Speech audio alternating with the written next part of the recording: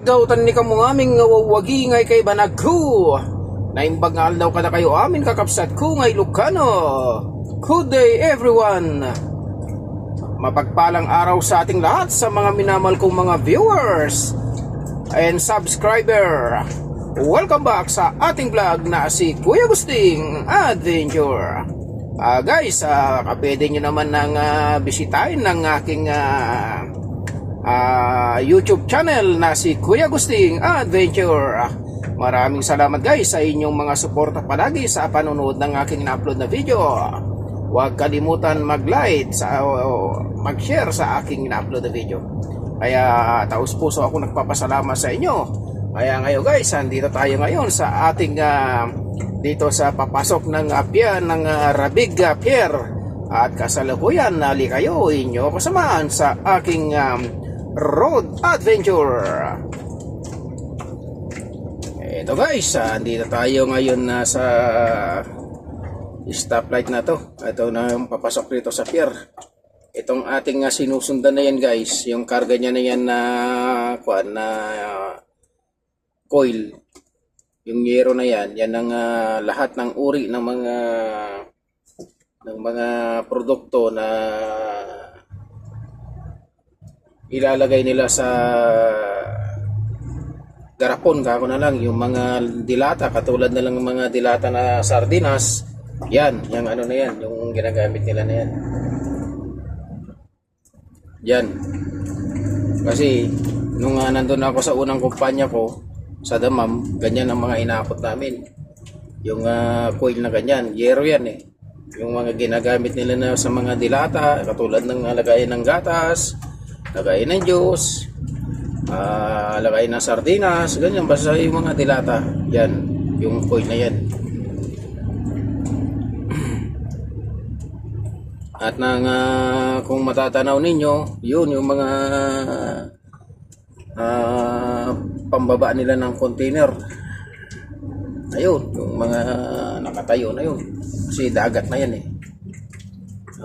Dagat na yan guys. Shoutout sa lahat ng mga taga dyan sa Santa Maria, Isabela.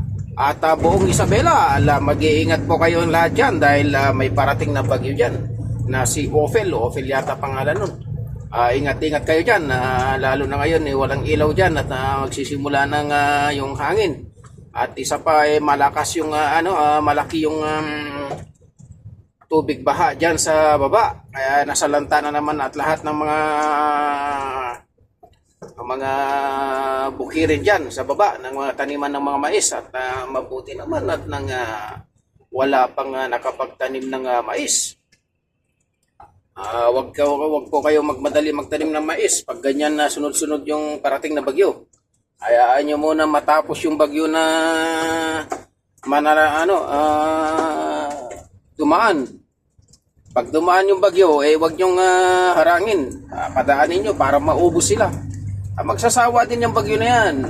Pag wala ng bagyo, saka na magtanim ng mais. Kaya ingat-ingat kayo palagi dyan.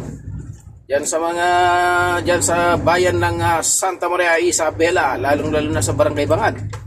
Yung mga sumasagip na mga kahoy na panggatong, ingat-ingat kayo sa paglalangoy at baka yung kahoy na inyong masagip may nakapalupot na ahas dyan dahil naranasan ko na yan.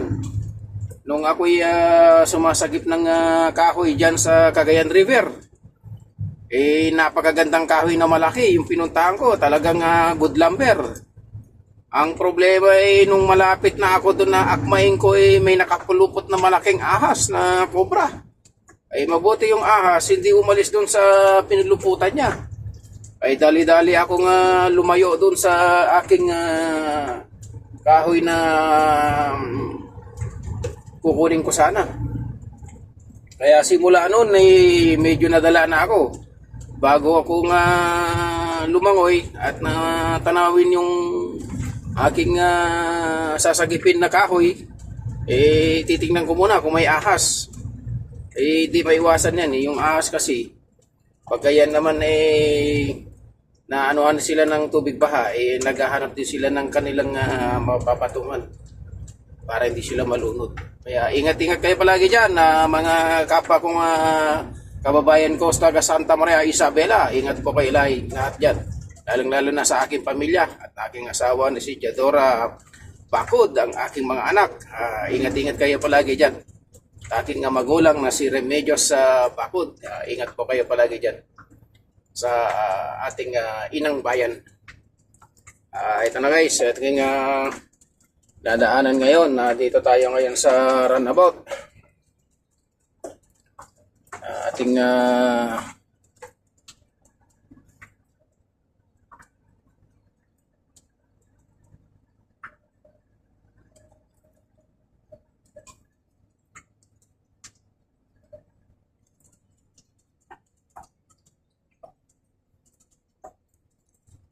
industrial ito guys, industrial.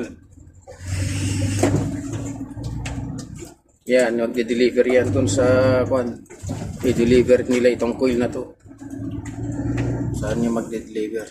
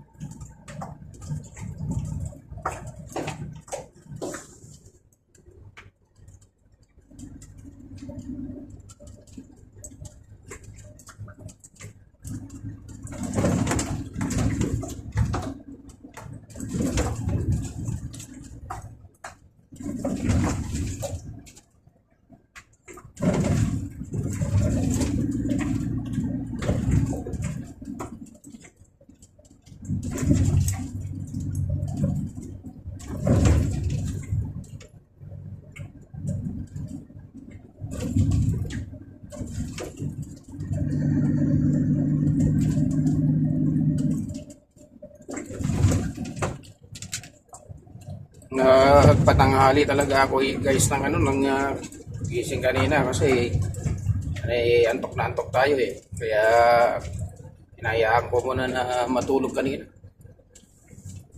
Nag-alarm ako ng alas 4, hindi ko naman nasuloy yung alas 4, pinatay ko ulit yung alarm ka at nahiga ulit.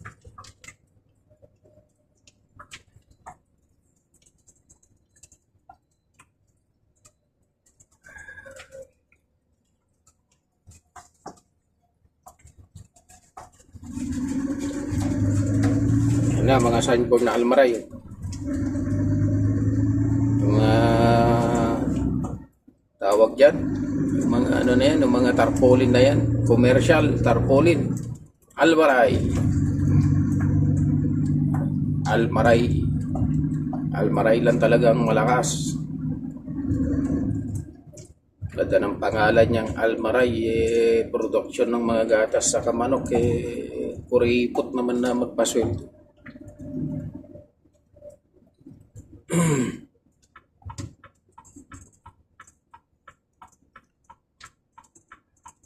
Iba lang magbigay ng increase ng magandang increase na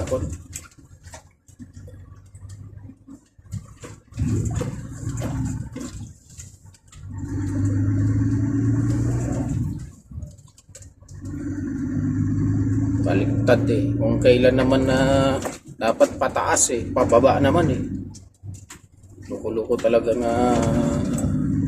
ba na to.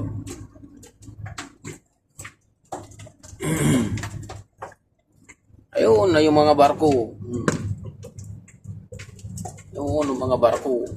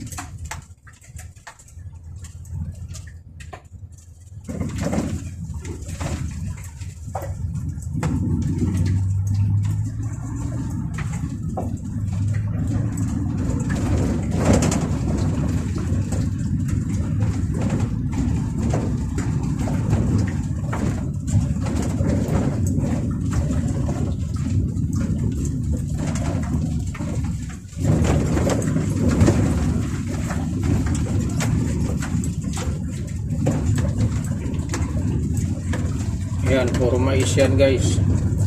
Walang katapusan na paghahapot ng Amstel na mais.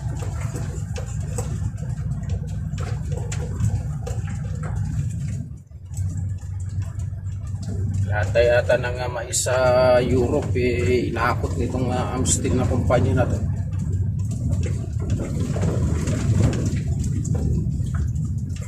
Mabuti pa yung Almaray may hangganan yung mga pag-export nila ng mais saka soya.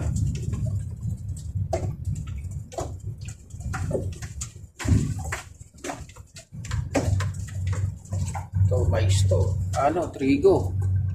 Kalat rito, trigo.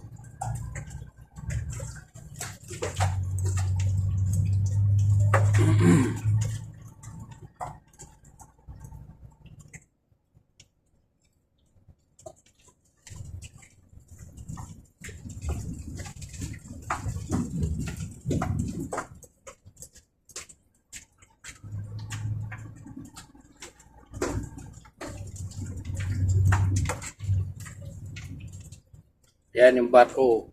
Doon yung barko, mga barko yan. Bababa ng mga kargamento.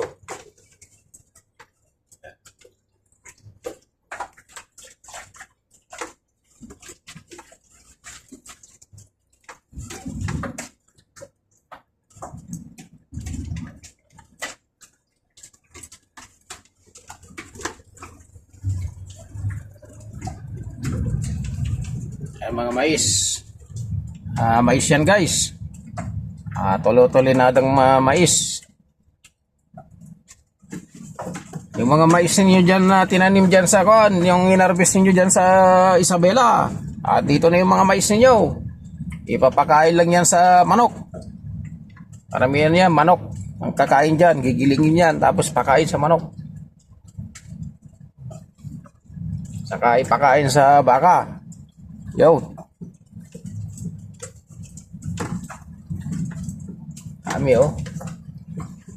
still. Yan, Amstel company. Ayan naman guys, yung yan yung mahaba na conveyor na yan. Yan yung conveyor na Almaray na galing dun sa dagat. Pag may barko sila na dumating, yan ang pagdidiskarga sila ng mais saka soya saka yung feeds.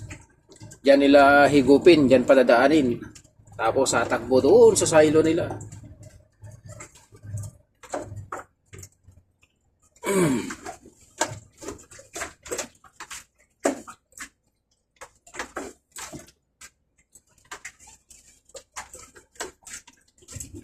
Yan yung tapot na panghila nila ng barko. Yung mga pang-guide nila ng barko yan.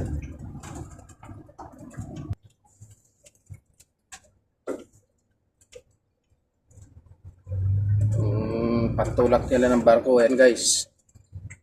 Yung Rabig 1 nakalagay 2, 3. Lalaki yan, Lalaki ng tampot na yan.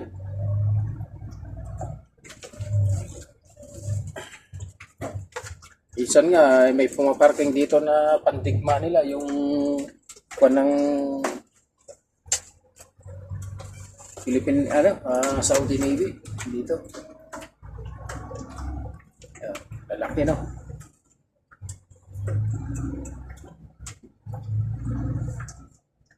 Yan. Ang silo na Almaray yan.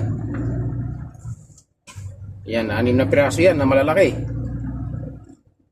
Paghigop nila doon ng mais doon sa dagat, yan, diretso dyan sa silo na yan.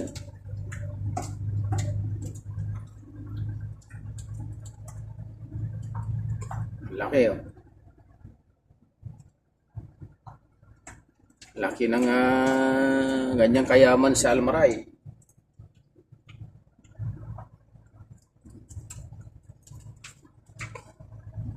Ngayon, umaga pala. Kaya maaga pa naman. Andito na yung mga mga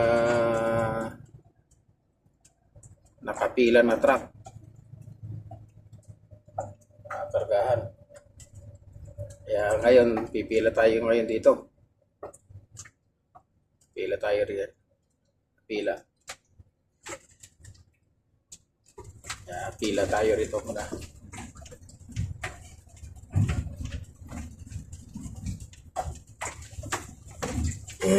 Sarap kasi yung matulog guys.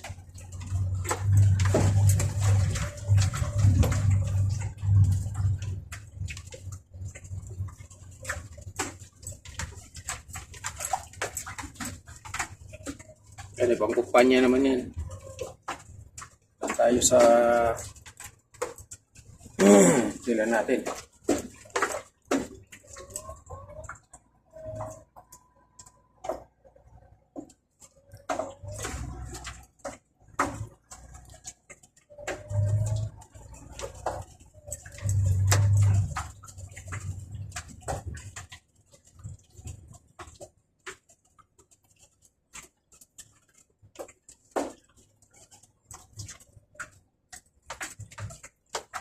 Yan, tayo magkakarga guys. Dito na tayo guys. Nakarating na tayo guys dito sa ating pagkakargahan. Pero gagawin muna natin guys. Itaas muna natin ang ating tarpaulin.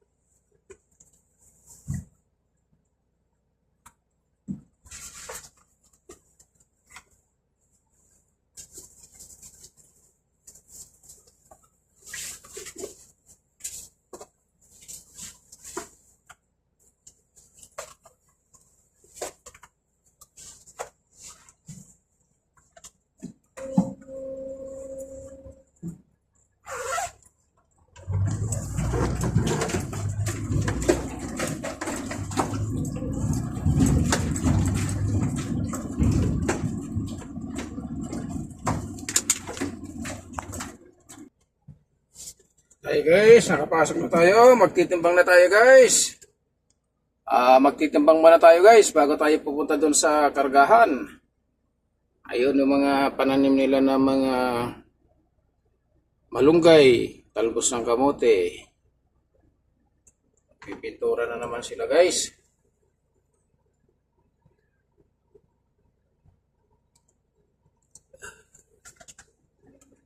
Ayan, timbangan guys, timbangan. Nag-uniform tayo guys dahil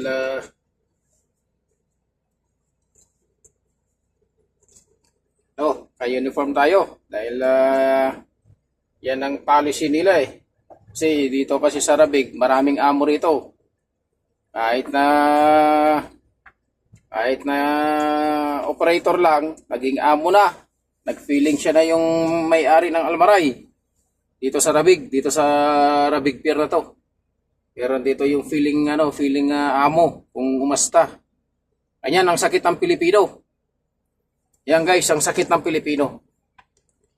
Na kapwa mong trabahador, akala mo siya yung tagapagmana ng kumpanya. Dito sa Rabig. Kaya ito,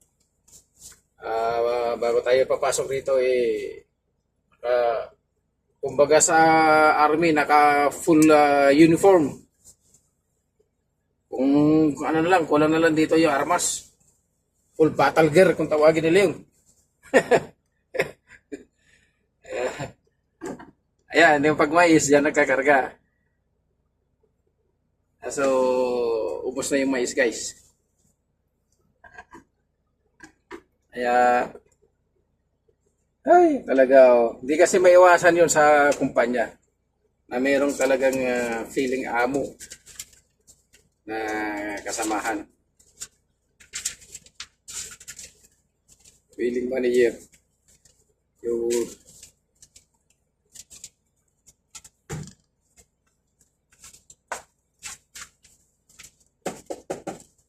ano natin to, stepper natin to.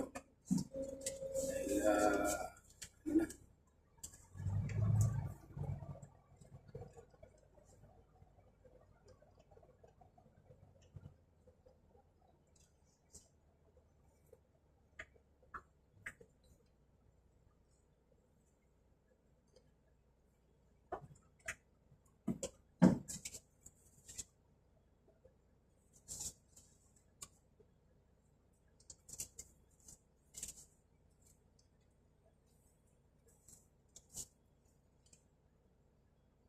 Timbang tayo guys.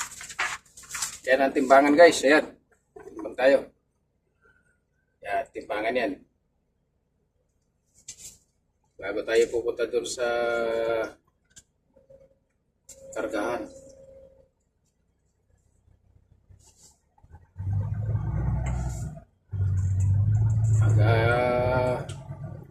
Papatong ka rito sa timbangan, mag-iingat-ingat ka dahil pag nalaglag yung gulong ng truck mo, talagang malaking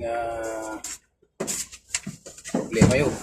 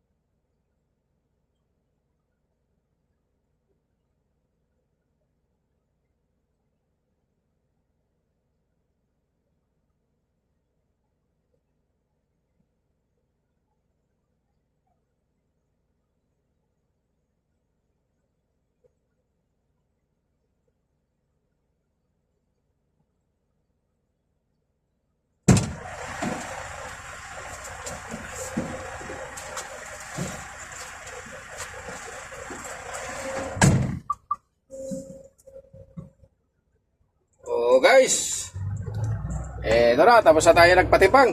Punta na tayo doon sa kargahan. So may mga nauna pa sa atin eh. Kaya yun muna yung susundan natin. Pila-pila muna tayo.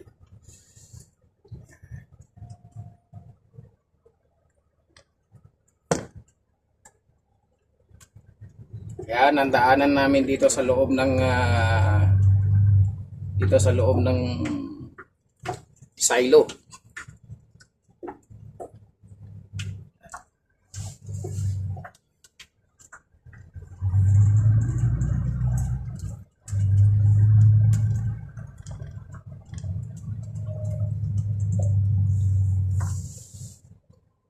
Ayun, yung sinusundan natin. 5 muna yung pinapasok, 5 lang ang pinapapasok. Katapos natin makargahan, almusal tayo doon sa labas. Katapos natin, yan guys, yung karga nitong warehouse na yan, soya, yung feeds, hindi pwede ilagay sa silo yan kasi umiinit yan eh, umuusok yan. Nagmumoist. Kaya hindi pwede yan ilagay doon sa silo. Ginawa na nila yan minsan pero tumigas. Kaya hindi na nila inulit. Kaya dyan nila inimbak na yung mga soya. So dito na tayo ngayon guys, dito sa pilahan na to. Kapilan tayo. Yan. So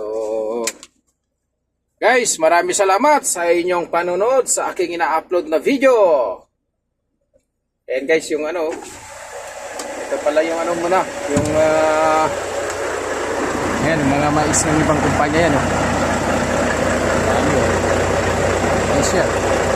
Pero ibang kumpanya may-ari yan.